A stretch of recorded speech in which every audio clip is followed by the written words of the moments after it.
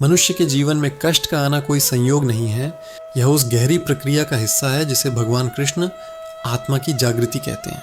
कष्ट जब आता है तो मनुष्य सबसे पहले प्रश्न करता है, हे प्रभु, यह मेरे साथ ही क्यों? और इसी एक प्रश्न में मनुष्य का पूरा अज्ञान छुपा होता है, क्योंकि जिसे हम मेरे साथ बोलते हैं उसमें अहंकार है, और जिसे हम क्यों कहते हैं उसमें फल की अपेक्षा का भाव है। कृष्ण कहते हैं, कष्ट जीवन का शिक्षक है, दंड नहीं। जब मनुष्य अपनी गलती को भूलकर केवल उस दर्द को दोष देता है जिसने उसे जगाया, तब वह कष्ट के वास्तविक उद्देश्य को नहीं समझ पाता। कष्ट इसलिए नहीं आता कि भगवान क्रोधित हैं, कष्ट इसलिए आता है क्योंकि मनुष्य सोया हुआ है, अज्ञान में, मोह में, इच्छाओं के भ्रम में और अपने ही कर्मों के जाल में। कृष्ण ने अर्जुन से कहा था, जिसे तुम दुख समझते हो वही तुम्हें सही दिशा में ले जाने वाला हलचल है।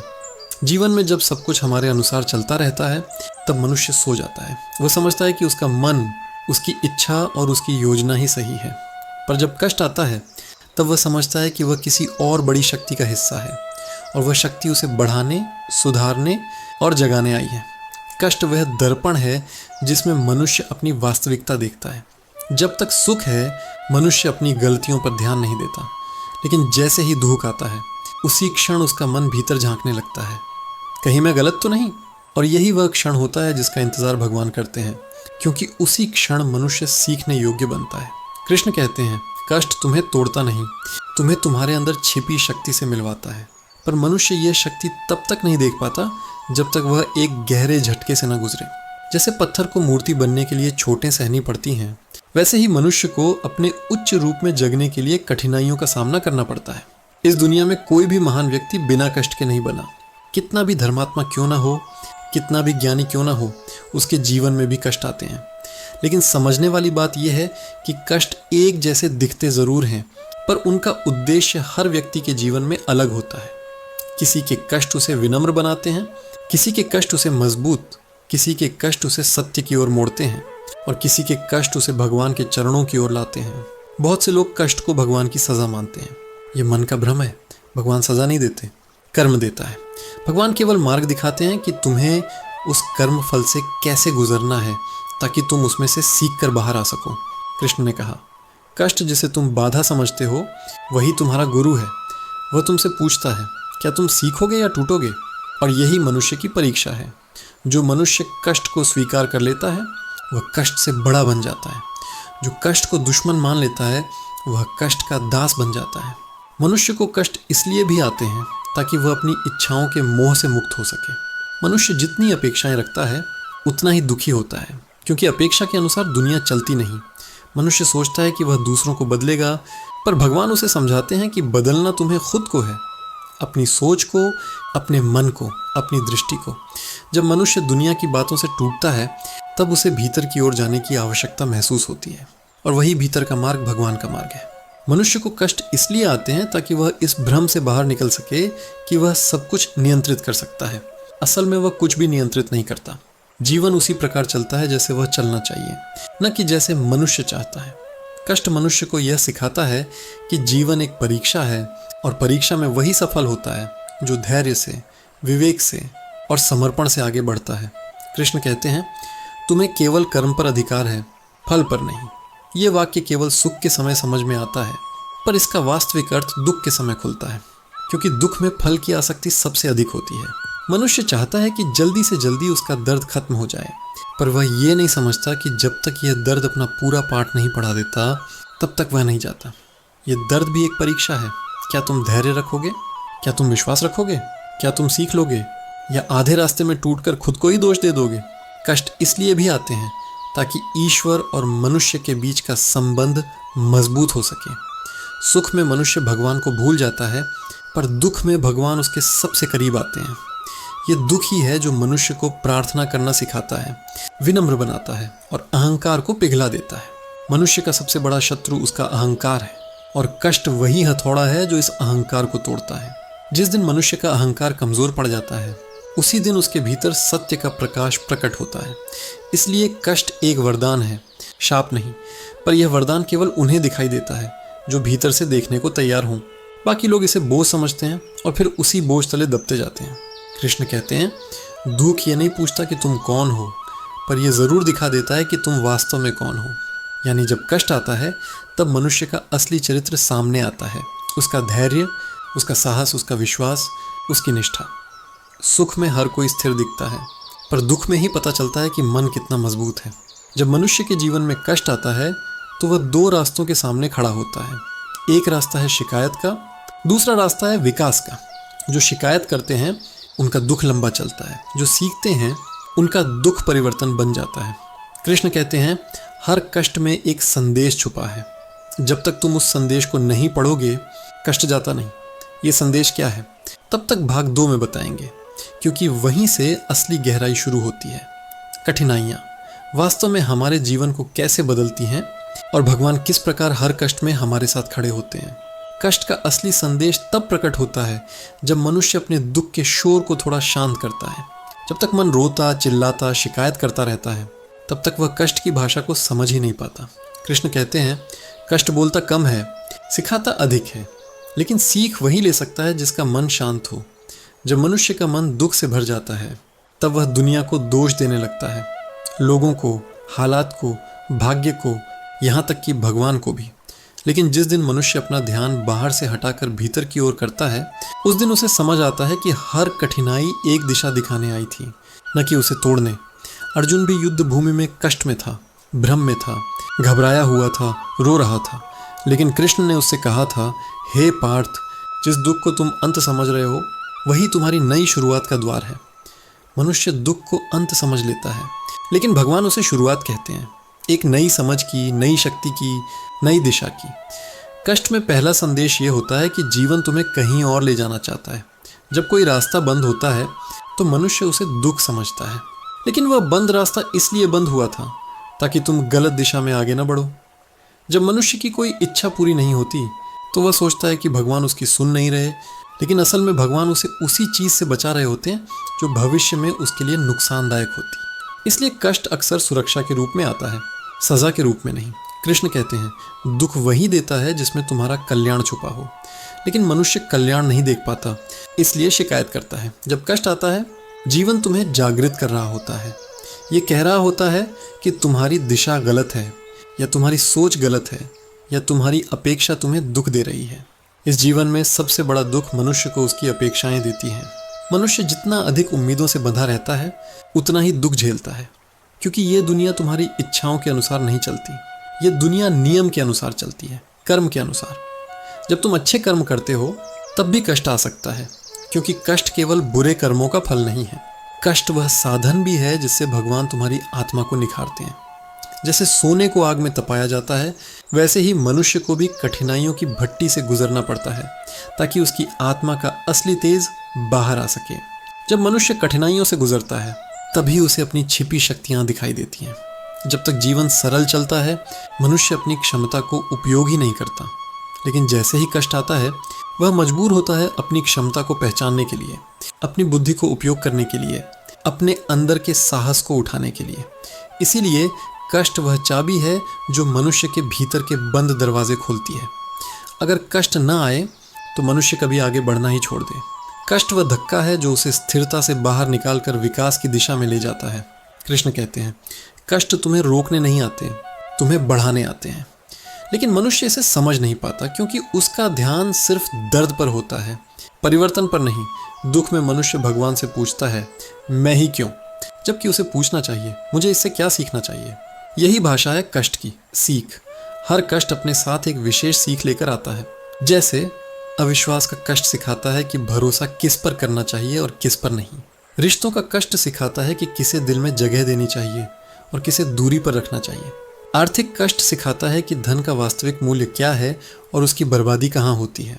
मानसिक कष्ट सिखाता है कि मन को नियंत्रित कैसे किया जाए। शारीरिक कष्ट सिखाता है कि शरीर की उपेक्षा करना कितना खतरनाक है। अकेलेपन का कष्ट सिखाता है कि दुनिया से ऊपर उठकर खुद को समझना जरूरी है। असफलता का कष्ट सिखाता है कि सफलता में अहंकार नहीं होना चाहिए। हर कष्ट का अपना उद्देश्य है और वह उद्देश्य तुम्हारे जीवन को बदलना है। कष्ट का अगला संदेश है तुम्हें छोड़ना सीखना होगा। मनुष्य दुखी इसलिए होता है क्योंकि वह पकड़ कर रखता है लोगों को, रिश्तों को, उम्मीदों को, इच्छाओं को, यादों को, लेकिन जीवन उन लोगों का साथ देता है जो छोड़ने की कला जानते हैं। जो छोड़ नहीं सकता वह दुख में जीता है। कृष्ण कहते हैं, जिसे तुम पकड़ कर बैठे हो वही तुम्हें दर्द दे रहा है, छोड़ दो, मुक्त हो जाओ। मनुष्य सोचता है कि वह लोगों को खो देगा, लेकिन सच ये है कि वह खुद को पाता है। कष्ट इसलिए आता है ताकि तुम उन चीज़ों से मुक्त हो सको जो तुम्हें अंदर से खा रही हैं। जब तक मनुष्य उम्मीदों से बंधा है वह दुख से मुक्त नहीं हो सकता। इसीलिए कष्ट उसे टूटने नहीं आता, उसे खाली करने आता है, ताकि उसमें नया भरा जा सके। नई सोच, नया साहस, नया दृष्टिकोण, नई ऊर्जा। कष्ट का तीसरा संदेश है, तुम्हें रुक कर सोचना होगा। मनुष्य भागता रहता है, काम के पीछे, रिश्तों के पीछे, सफलता के पीछे, मान्यता के पीछे। लेकिन कष्ट जब आता है तब वह मनुष्य को रोक देता है। वो कहता है, रुक जाओ, देखो, समझो कि तुम कर क्या रहे हो, तुम कहाँ जा रहे हो। इस रुकने में ही समझ जन्म लेती है। कष्ट मनुष्य को यह दिखाता है कि जो चीज़ वह समझ रहा था कि उसके सुख का कारण है, वही उसके दुख का कारण बन चुकी है। इसलिए कष्ट उसे चेतावनी देता है, दिशा बदलो। लेकिन सबसे बड़ा संदेश जो कष्ट देता है वह है ईश्वर की निकटता। जब मनुष्य टूटता है तब भगवान उसके सबसे पास होते हैं। दुख वह अवसर है जिसमें मनुष्य भगवान को सबसे गहराई से महसूस करता है। कष्ट मनुष्य को घुटनों पर लाता है, और घुटनों पर आना ही प्रार्थना की शुरुआत है। जब मनुष्य रोता है भगवान उसे सुनते हैं। जब मनुष्य हार मानता है भगवान उसका हाथ पकड़ते हैं। जब मनुष्य अकेला महसूस करता है भगवान उसका सहारा बनते हैं। लेकिन यह अनुभव केवल उन लोगों को मिलता है जो दुख में भी विश्वास नहीं छोड़ते। कृष्ण कहते हैं, विश्वास दुख का सबसे बड़ा उपचार है। जो मनुष्य दुख में भी विश्वास रखता है उसका दुख बदल जाता है, प्रेरणा में, शक्ति में, जागृति में। दुख उसे गिराने नहीं आता, उसे ईश्वर की तरफ उठाने आता है। जो लोग दुख के बीच भी भगवान का नाम लेते हैं वे कभी हारते नहीं, क्योंकि उनका दुख भगवान की ऊर्जा में बदल जाता है। इसलिए कष्ट ईश्वर की योजना का हिस्सा है। एक ऐसी योजना जिसमें मनुष्य को तोड़ा नहीं जाता, बल्कि उसे उसके उच्चतम स्वरूप में ढाला जाता है। कष्ट वह औजार है जो भगवान के हाथ में है। वह जानते हैं कितना दबाव देना है, कब रुकना है, कब सिखाना है, कब उठाना है। मनुष्य कभी कभी सोचता है कि वह अपनी सीमा तक पहुंच चुका है, लेकिन भगवान जानते हैं कि उसकी सीमा उससे बहुत आगे है। इसलिए वह उसे उतना ही कष्ट देते हैं जितना वह सह सकता है, न उससे ज़्यादा न कम। दुख मनुष्य की सोच बदल देता है, और सोच बदलने से पूरा जीवन बदल जाता है। जो दुख में बदलना सीख जाता है उसका भविष्य उज्जवल हो जाता है। जो दुख में भी सीखता रहता है वह भीतर से मजबूत हो जाता है।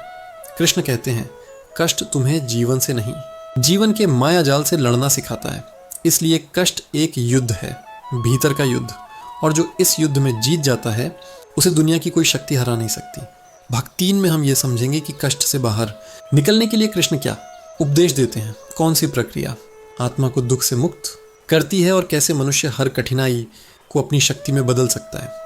जब मनुष्य कष्ट के अर्थ को समझने की दिशा में आगे बढ़ता है तब अगला चरण होता है कष्ट से मुक्त होने का मार्ग। भगवान कृष्ण कहते हैं कि दुख से मुक्ति केवल भागकर नहीं मिलती।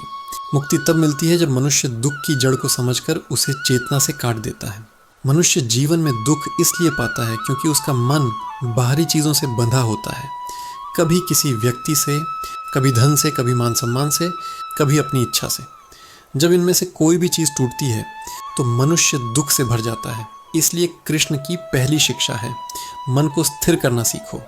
मन जितना चंचल होगा दुख उतना गहरा होगा, मन जितना स्थिर होगा दुख उतना हल्का होगा। कृष्ण अर्जुन से कहते हैं, मन स्वयं ही मनुष्य का मित्र भी है और शत्रु भी। जिसे मन पर नियंत्रण है उसका मन मित्र है, और जिसे नियंत्रण नहीं वह मन का दास है। दुख तब जन्म लेता है जब मन दास बन जाता है, भावनाओं का, इच्छाओं का, परिस्थितियों का। मन चाहे तो सबसे छोटे कारण को भी बड़ा दुख बना देता है, और चाहे तो सबसे बड़ी कठिनाई को भी शक्ति में बदल देता है। इसलिए दुख से मुक्ति का पहला उपाय है मन को साधना। मन को साधने के लिए कृष्ण 3 मार्ग बताते हैं, स्मरण, समर्पण और संतुलन। स्मरण का अर्थ है हर स्थिति में भगवान का स्मरण करना। जब मनुष्य दुख में होता है और वह भगवान को याद करता है तो उसका मन हल्का हो जाता है, क्योंकि उसे यह महसूस होता है कि वह अकेला नहीं है। दुनिया चाहे उसके साथ ना हो, पर भगवान उसके साथ हैं। यह स्मरण मन को स्थिर कर देता है और भय को समाप्त करता है। समर्पण का अर्थ है जो हो रहा है उसे स्वीकार करना, पूरा विश्वास के साथ कि भगवान की योजना हमसे बड़ी है। मनुष्य दुख इसलिए झेलता है क्योंकि वह अपनी इच्छा और वास्तविकता के बीच की खाई में फंसा रहता है।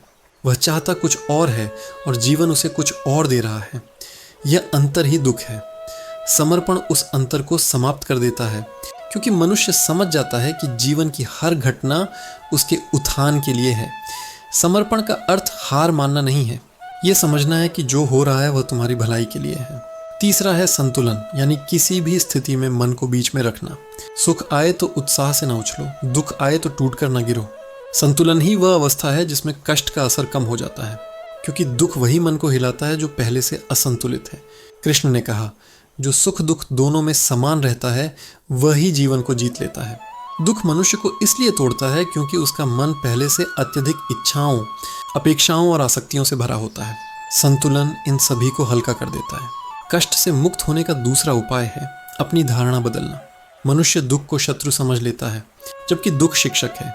शिक्षक को यदि तुम शत्रु समझोगे तो उसके द्वारा दी गई शिक्षा तुम कभी नहीं समझ पाओगे। जब मनुष्य दुख को दंड समझता है, वह दुख का विरोध करता है, और किसी भी चीज़ का विरोध करने से वह और बढ़ जाती है। जैसे जैसे मनुष्य दुख से लड़ता है, दुख और गहरा होता जाता है। लेकिन जब वह दुख को एक पाठ की तरह देखता है तो दुख स्वयं छोटी हो जाती है। यह दृष्टिकोण ही मुक्ति का वास्तविक मार्ग है। घायल मन दुख को बड़ा बनाता है, जागृत मन दुख को छोटा। इसलिए जो मनुष्य दुख को चेतावनी के रूप में लेता है वह उससे सीख कर आगे बढ़ता है, पर जो मनुष्य दुख को शाप मानता है वह उसमें फंस जाता है। दुख से निकलने का तीसरा उपाय है वर्तमान में जीना। जब मनुष्य दुख में होता है तो उसका मन या तो अतीत में उलझा रहता है, जहाँ उसे लगता है कि उसने गलतियाँ की हैं, या वह अवसर खो चुका है, या वह भविष्य में डरता रहता है कि आगे क्या होगा। यही दो दिशाएं दुख को बढ़ाती हैं।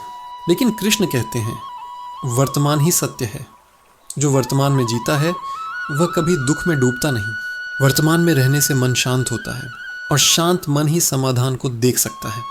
दुख की समस्या यह है कि वह मनुष्य की दृष्टि को धुंधला कर देता है। उसे केवल समस्या दिखती है, समाधान नहीं। लेकिन जब मन वर्तमान में आ जाता है तो वह स्पष्ट देख पाता है कि उसे क्या करना है, कैसे आगे बढ़ना है और कहाँ परिवर्तन करना है। दुख से निकलने का चौथा उपाय है कर्म। दुख का सबसे बड़ा उपचार कर्म है। जब मनुष्य निष्क्रिय बैठ जाता है, दुख उसे अंदर से खा जाता है। लेकिन जैसे ही वह काम करना शुरू करता है, चाहे छोटा काम ही क्यों ना हो, दुख की जड़ कमजोर होने लगती है। कर्म मनुष्य को दुख से ध्यान हटाने में मदद करता है, और धीरे धीरे वह ध्यान शक्ति में बदल जाता है। कृष्ण कहते हैं कर्म ही मन को शुद्ध करता है। इसलिए जो लोग दुख में कार्य करना नहीं छोड़ते, वे बहुत जल्दी दुख से ऊपर उठ जाते हैं। दुख केवल खाली मन को पकड़ता है, व्यस्त मन को नहीं। दुख से बाहर निकलने का पांचवा उपाय है सत्संग और अच्छी संगति। जिस वातावरण में मनुष्य रहता है वही उसके दुख या सुख का कारण बनता है। यदि तुम्हारा वातावरण नकारात्मक है, लोग आलोचक, स्वार्थी, ईर्ष्यालु हैं, तो तुम खुद भी दुखी रहोगे।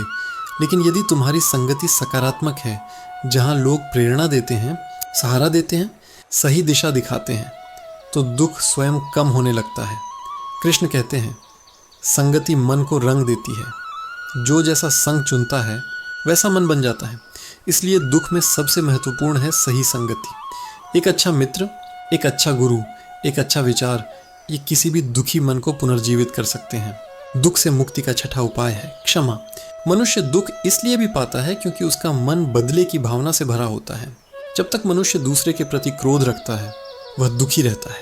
क्षमा का अर्थ है अपने मन को मुक्त कर देना। जब तुम क्षमा करते हो, तुम दूसरे को नहीं बल्कि खुद को आज़ाद करते हो। क्षमा वह दवा है जो सबसे गहरे दर्द को भी हल्का कर देती है। कृष्ण कहते हैं क्षमा वीरों का आभूषण है। दुख में सबसे अधिक पीड़ा अहंकार को होती है, और क्षमा अहंकार को खत्म करती है। इसीलिए क्षमा एक तीव्र आध्यात्मिक उपाय है जो औषधि की तरह मन को शांत कर देता है। दुख से मुक्ति का सातवां उपाय है स्वीकार करना कि परिवर्तन जीवन का नियम है।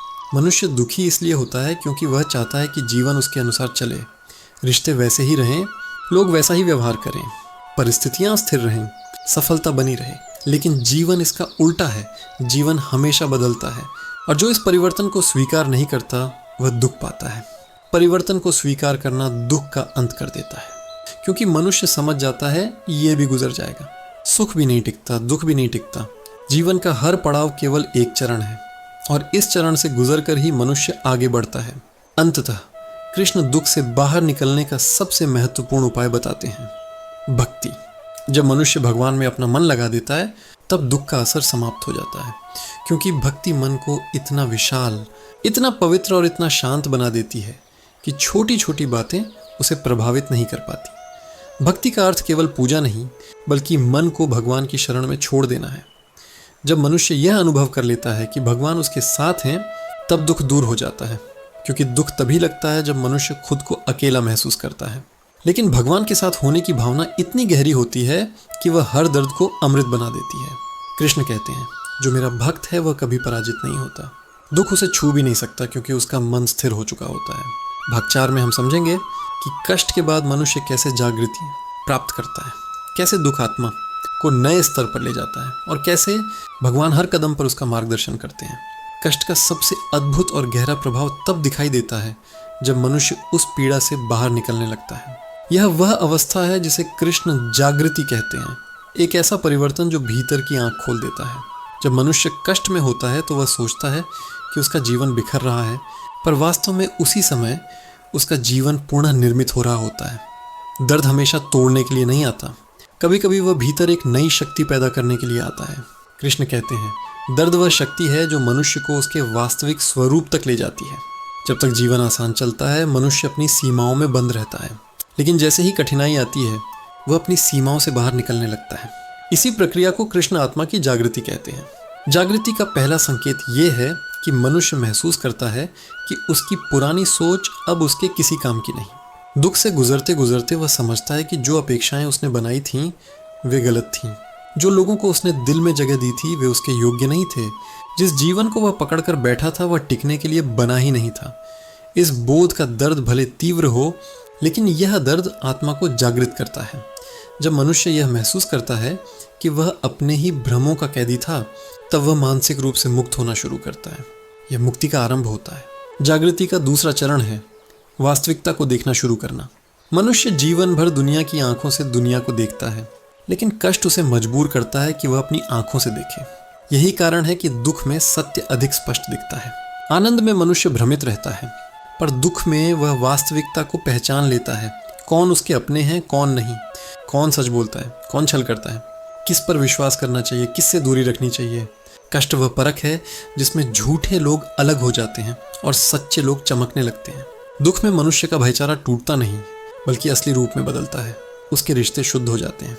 कृष्ण कहते हैं, दुख वह छन्ना है जिससे होकर तुम्हारी जिंदगी में केवल आवश्यक लोग ही रह जाते हैं। दुख में जो लोग आपका साथ छोड़ देते हैं उनका जाना ही अच्छा है, क्योंकि उनका रहना आपके जीवन को और अधिक दुख देता। कष्ट मनुष्य को यह ज्ञान देता है कि भगवान ही अंतिम सहारा है, बाकी सब अस्थायी हैं। जागृति का तीसरा चरण है मौन, अहंकार का टूटना। अहंकार वह जंजीर है जो मनुष्य को नीचे बांध कर रखती है। वह सोचता है कि वही सब कुछ कर सकता है, सब कुछ नियंत्रित कर सकता है, सब कुछ अपनी इच्छा से बदल सकता है। लेकिन दुख यह दिखा देता है कि मनुष्य अपनी कल्पना जितना शक्तिशाली नहीं है। कष्ट का स्पर्श अहंकार को जला देता है। जब मनुष्य अपनी कमजोरी देखता है तभी उसकी शक्ति जन्म लेती है। कृष्ण कहते हैं, अहंकार नष्ट होते ही भगवान का प्रकाश प्रकट होता है। दुख मनुष्य को झुकाता नहीं, वह उसे सही दिशा दिखाता है। जब मनुष्य अहंकार से मुक्त होता है तब वह ईश्वर के मार्गदर्शन के प्रति ग्रहणशील हो जाता है। उसका मन साफ हो जाता है, उसके विचार गहरे हो जाते हैं और उसकी समझ बढ़ने लगती है। दुख का चौथा प्रभाव है आत्मबल का जन्म। जब मनुष्य कष्ट से लड़ते लड़ते थक जाता है तब एक समय ऐसा आता है जब वह भीतर से एक नई ऊर्जा महसूस करता है। वह सोचता है कि वह अब और नहीं कर सकता, लेकिन फिर भी वह कर लेता है। वह सोचता है कि अब वह गिर जाएगा, लेकिन फिर भी संभल जाता है। यही वह क्षण है जिसे कृष्ण आत्मबल कहते हैं। एक ऐसी शक्ति जो बाहर से नहीं आती, भीतर से जन्म लेती है। ये शक्ति तब पैदा होती है जब मनुष्य का मन टूट टूट कर खाली हो जाता है और उसमें नया साहस भरना शुरू होता है। ये आत्मबल स्थायी होता है और यही आगे चलकर मनुष्य को उन रास्तों पर ले जाता है जिन पर वह कभी चलने की कल्पना भी नहीं कर सकता था। जागृति का पांचवा चरण है स्वयं की खोज। दुख मनुष्य को यह पूछने पर मजबूर करता है, मैं हूँ कौन, मेरा जीवन किस दिशा में जा रहा है, मैं क्या चाहता हूँ। मैं किन बातों में उलझा रहा, मैं किन लोगों के पीछे भाग रहा, मैं किस चीज़ को अपना सुख समझ बैठा था। ये प्रश्न ही आध्यात्मिकता का आरंभ है। जब मनुष्य इन प्रश्नों के उत्तर खोजने लगता है तब वह अपने वास्तविक स्वरूप की ओर बढ़ता है। यही उसे आत्मज्ञान की शुरुआत तक ले जाता है। कृष्ण कहते हैं, कष्ट वह मार्ग है जो आत्मा को उसके भीतर के भगवान तक ले जाता है। दुख मनुष्य को बाहरी दुनिया से हटाकर भीतर की दुनिया में ले जाता है। वही भीतर की दुनिया उसकी वास्तविक पहचान है, जो न टूटती है, न बदलती है, न समाप्त होती है। कष्ट आत्मा को स्थिर करता है, मन को शांत करता है और बुद्धि को तेज करता है। यह तीनों मिलकर मनुष्य को उस स्तर पर पहुंचा देते हैं जहां वह जीवन को एक बिल्कुल नए दृष्टिकोण से देखता है। जागृति का छठा चरण है आसक्ति का समाप्त होना। जब मनुष्य दुख से गुजरता है तब उसे समझ आता है कि जिन चीज़ों को वह बहुत महत्व देता था वे वास्तव में कितनी छोटी थी। जिन लोगों के पीछे वह भाग रहा था वे कितने अस्थायी थे। जिन इच्छाओं को वह जीवन मरण का प्रश्न समझ बैठा था वे कितनी क्षणिक थीं। कष्ट मनुष्य को यह सिखाता है कि किसी भी चीज़ पर अत्यधिक निर्भर मत बनो, न रिश्तों पर, न धन पर, न नाम पर, क्योंकि इन सब का स्वभाव बदलना है। कृष्ण कहते हैं, जिस पर तुम्हारी आसक्ति नहीं है वही तुम्हें सबसे अधिक स्वतंत्रता देता है। दुख मनुष्य को मुक्त करता है, उसकी गलतियों से, उसके भ्रमों से, उसकी अपेक्षाओं से। जब परत दर परत वह अपने अंदर से अशुद्धियों को हटाता है तभी वह हल्का होता है, स्वतंत्र होता है। जागृति का सातवां चरण है विश्वास का गहरा होना। दुख से पहले मनुष्य भगवान को केवल नाम से जानता है, दुख के बाद अनुभव से। यह अनुभव इतना शक्तिशाली होता है कि उसका विश्वास अटूट हो जाता है। वह समझ जाता है कि भगवान उसे कभी छोड़ते नहीं, उसका मार्गदर्शन करते हैं, उसकी रक्षा करते हैं, उसे संभालते हैं। दुख में किया गया भक्ति का अभ्यास मनुष्य को आध्यात्मिक शक्ति देता है। ये शक्ति उसकी बुद्धि को उजाला देती है, वह भटकना बंद कर देता है और उसकी दिशा स्पष्ट होने लगती है। कृष्ण कहते हैं, जब मैं किसी के साथ होता हूँ तब उसके जीवन में कुछ भी असंभव नहीं रहता। कष्ट मनुष्य को यही अनुभव कराने आता है कि भगवान ही अंतिम सहारा है, और जब वह सहारा मिल जाता है तब मनुष्य अटूट हो जाता है। जागृति का आठवां चरण है जीवन के अर्थ को समझना। दुख मनुष्य को सिखाता है कि वह इस दुनिया में सुख इकट्ठा करने नहीं आया था, वह अनुभव इकट्ठा करने आया था। उसे इस दुनिया में स्थायी रहने के लिए नहीं भेजा गया था, उसे सीखने के लिए भेजा गया था। जैसे ही ये समझ मनुष्य के भीतर उतरती है, उसका पूरा जीवन बदल जाता है। वह शिकायत करना बंद कर देता है, दोष देना बंद कर देता है, तुलना करना बंद कर देता है। वह समझ जाता है कि हर घटना, हर व्यक्ति, हर परिस्थिति एक शिक्षक है। दुख उसका गुरु है, सुख उसका विश्राम है और भगवान उसका मार्ग। जागृति का 9वां चरण है दूसरों के लिए करुणा बढ़ना। दूहक का स्पर्श मनुष्य को संवेदनशील बना देता है। जो पहले कठोर था वह नरम हो जाता है, जो पहले अभिमानी था वह विनम्र हो जाता है, जो पहले दूसरों के दुख को समझ नहीं पाता था वह अब दूसरों की पीड़ा को अपने हृदय में महसूस करने लगता है। यह करुणा ही मनुष्य को श्रेष्ठ बनाती है।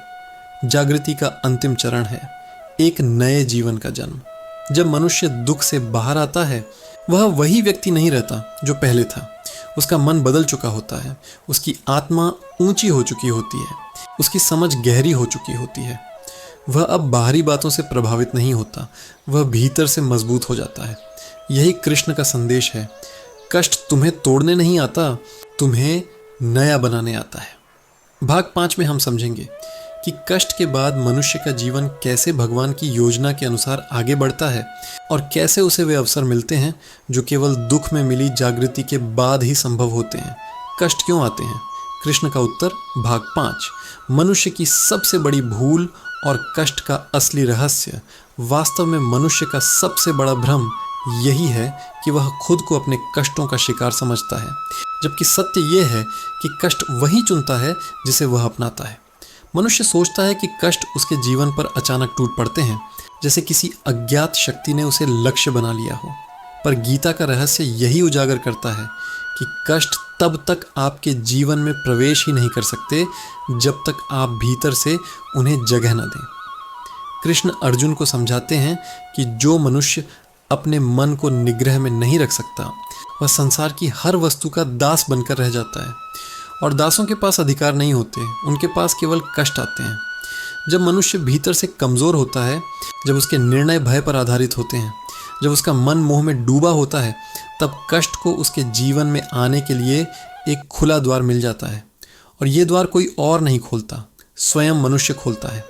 कष्ट का पहला बीज हमेशा मन के भीतर बोया जाता है। जब मनुष्य असंतोष को अपने भीतर जगह देता है, तब कष्ट का अंकुर फूटता है।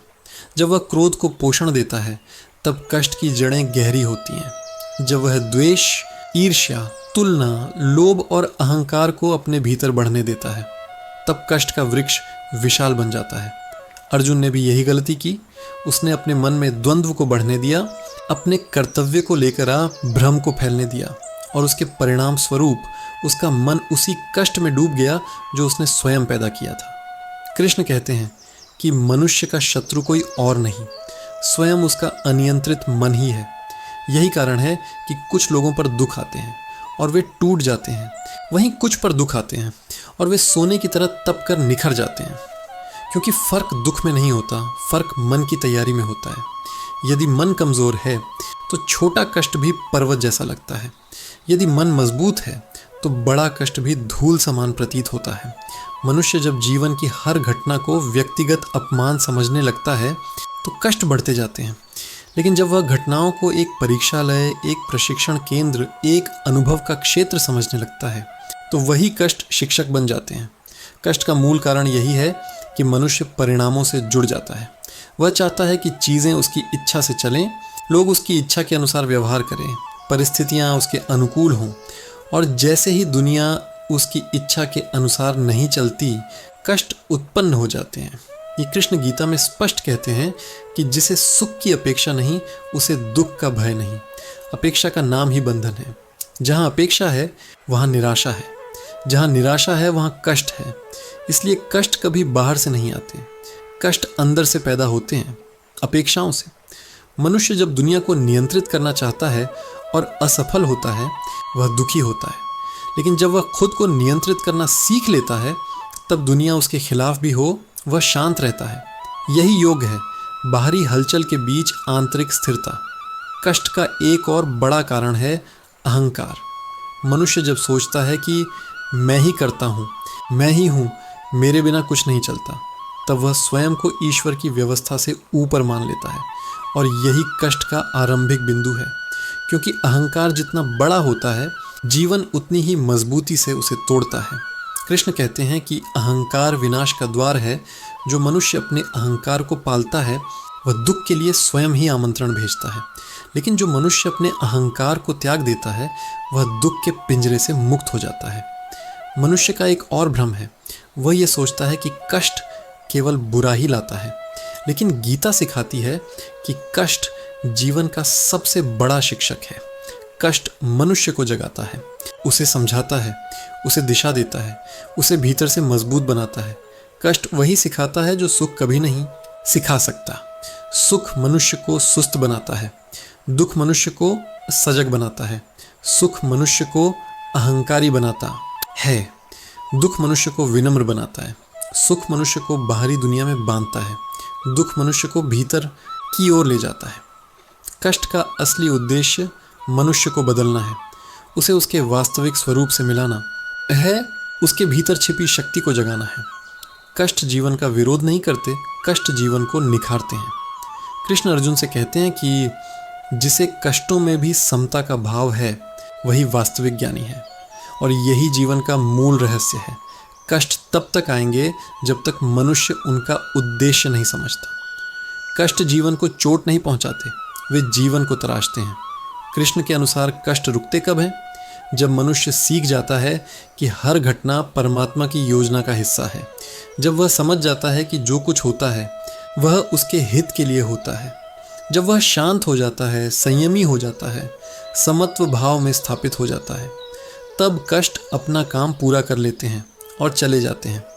यही कारण है कि किसी के जीवन में कष्ट बहुत समय तक रहते हैं और किसी के जीवन में थोड़े समय के लिए। जिनके मन बदल जाते हैं, उनके परिस्थितियां भी बदल जाती हैं, लेकिन जिनका अहंकार वही रहता है, जिनके विचार वही रहते हैं, जिनका दृष्टिकोण वही रहता है, उनके कष्ट भी वही रहते हैं। कृष्ण कहते हैं कि मन परिवर्तन का निर्णय लेते ही दुख समाप्त होने लगता है। कष्टों से भागने से कुछ नहीं मिलता, कष्टों को समझना पड़ता है, क्योंकि कष्ट शत्रु नहीं, संदेशवाहक हैं।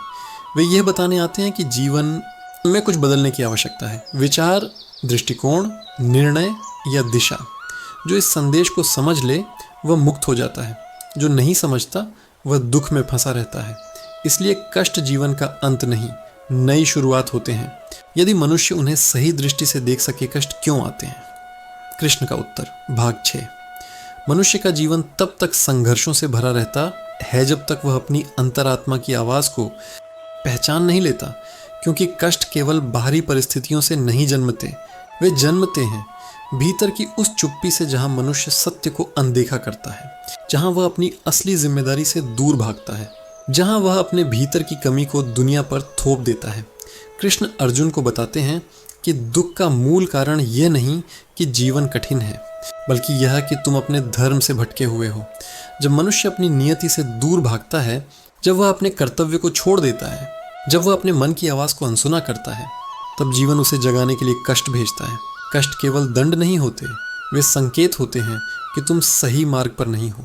दुनिया मनुष्य को नहीं हराती, उसका मन, उसका निर्णय, उसका टालमटोल, उसका डर उसे हराता है। डर वह द्वार है जिससे कष्ट अंदर प्रवेश करते हैं। मनुष्य जितना अधिक डरता है, कष्ट उतने ही अधिक बढ़ते हैं, क्योंकि डर का अर्थ है कि मनुष्य ने अपनी शक्ति को भूलकर दुर्बलता को अपने निकट स्वीकार कर लिया है। कृष्ण कहते हैं कि जब तक मनुष्य अपने भय का सामना नहीं करता, वह अपने अस्तित्व को नहीं पहचान सकता। कष्ट इसलिए भी आता है क्योंकि मनुष्य अपनी आवश्यकताओं और इच्छाओं में अंतर भूल जाता है। वह सोचता है कि जो वह चाहता है वही उसे मिलना चाहिए, और जब वह नहीं मिलता तो वह कष्ट मान लेता है।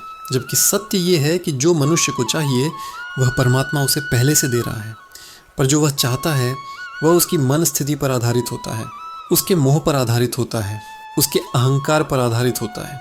जब मनुष्य इच्छा के पीछे भागता है वह कष्ट में बंध जाता है। जब वह आवश्यकता को समझता है वह शांति को पा लेता है। कष्ट का एक गहरा कारण है तुलना। मनुष्य को अपना दुख कम नहीं लगता क्योंकि वह दूसरे के सुख को देखता है। इसी तुलना की आग उसके भीतर जलती है और उसके सुख को राख में बदल देती है। कृष्ण कहते हैं, जिस मनुष्य की दृष्टि बाहर है वह कभी शांत नहीं हो सकता। तुलना मनुष्य को उसके वास्तविक आनंद से दूर कर देती है। वह सोचता है कि दूसरों के पास क्या है, वो कैसा दिखता है, किसे कितना सम्मान मिलता है, किससे कितनी सफलता मिलती है, और वह भूल जाता है कि हर आत्मा अपनी यात्रा पर है, अपनी गति से, अपने रास्ते पर। जब हम दूसरों की गति से अपनी गति तय करते हैं तब हम कष्ट में पड़ते हैं, क्योंकि यह यात्रा तुलना का खेल नहीं है, ये आत्मा का विकास है। इसी तरह कष्ट तब भी आता है जब मनुष्य अपनी भावनाओं को नियंत्रित नहीं करता। मनुष्य क्रोध में गलत बोलता है, लोभ में गलत निर्णय लेता है, मोह में गलत लोगों पर भरोसा करता है, और फिर दुखी होकर रोता है कि जीवन इतना कठोर क्यों है। जबकि कठोर जीवन नहीं है, कठोर वे निर्णय हैं जो उसने बिना सोच के किए। कृष्ण बार बार कहते हैं कि भावनाएं जब नियंत्रण खो देती हैं तब मनुष्य अपना विवेक खो देता है। विवेक खोता है तो कष्ट आता है। कष्ट इसलिए भी आता है क्योंकि मनुष्य अपने दुख को पकड़कर बैठा रहता है। वह पुरानी बातें नहीं भूलता, पुराने घाव नहीं भरने देता, पुराने अपमानों को हृदय में दबाए रखता है, और जैसे जैसे वह इन घावों को बार बार याद करता है कष्ट बढ़ता जाता है। कृष्ण कहते हैं कि जो बीत गया है उसे जाने दो, जो आने वाला है उसे आने दो, जो हो रहा है उसे संभव से देखो। लेकिन मनुष्य वर्तमान में जी नहीं पाता। उसका शरीर वर्तमान में होता है, पर मन या तो अतीत में भटकता है या भविष्य में घबराता है। और जब मन वर्तमान में नहीं होता वह शांति को नहीं पकड़ पाता। कष्ट का एक छिपा हुआ कारण ये भी है कि मनुष्य कृतज्ञ नहीं होता। वह छोटी छोटी बातों के लिए भी शिकायत करता है, लेकिन जो उसके पास है उसकी सराहना नहीं करता। कृष्ण कहते हैं कि कृपा वहीं उतरती है जहाँ कृतज्ञता का स्थान हो। जो मनुष्य कृतज्ञ है उसका जीवन सहज होता है, क्योंकि उसका ध्यान खुशियों पर रहता है, अभावों पर नहीं। कष्ट तब कम हो जाते हैं जब मनुष्य समझ लेता है कि हर घटना उसके लिए है, उसके खिलाफ नहीं। जब मनुष्य विश्वास रखता है कि जो कुछ हो रहा है वह उसे बेहतर बनने के लिए हो रहा है, तब कष्ट भी कम लगते हैं। लेकिन जब वह सोचता है कि मेरे साथ अन्याय हो रहा है, तब दुख और बढ़ जाता है। कष्ट उस मनुष्य को अधिक सताते हैं जो ईश्वर की योजना पर विश्वास नहीं करता, क्योंकि वह अकेला महसूस करता है और अकेला मन ही सबसे ज़्यादा दुखी होता है। जो मनुष्य ईश्वर को अपना सहारा बना लेता है उसका बोझ आधा हो जाता है। कष्ट इसलिए आता है ताकि मनुष्य अपने जीवन को पुनः व्यवस्थित कर सके, क्योंकि कष्ट हमें बताते हैं कि हम गलत दिशा में जा रहे हैं। कष्ट आते हैं ताकि हम खुद को सुधार सकें, अपनी गलतियों को पहचान सकें, अपने भीतर झांक सकें, अपनी सोच को बदल सकें। कष्ट की सबसे बड़ी शक्ति ये है कि वह मनुष्य को तोड़ता नहीं, उसे झुकना सिखाता है, और जहाँ मनुष्य झुकता है वहीं से वह उठता भी है। कृष्ण कहते हैं कि कष्ट वहीं तक है जहाँ तक मनुष्य सीखने से इनकार करता है। जैसे ही मनुष्य सीखना शुरू कर देता है, कष्ट धीरे धीरे अपना उद्देश्य पूरा करके चले जाते हैं। जो मनुष्य कष्ट को स्वीकार कर लेता है, समझ लेता है, उससे सीख लेता है, वह कष्टों का शिकार नहीं रहता, वह कष्टों का विजेता बन जाता है। कष्ट जीवन की परीक्षा है और परीक्षा का उद्देश्य पास कराना है, गिराना नहीं। इसलिए कष्ट का डर मत रखो, उसके संदेश को समझो। जब ये समझ आ जाए कि कष्ट मेरा शत्रु नहीं, मेरी उन्नति का साधन है, तभी जीवन बदलता है।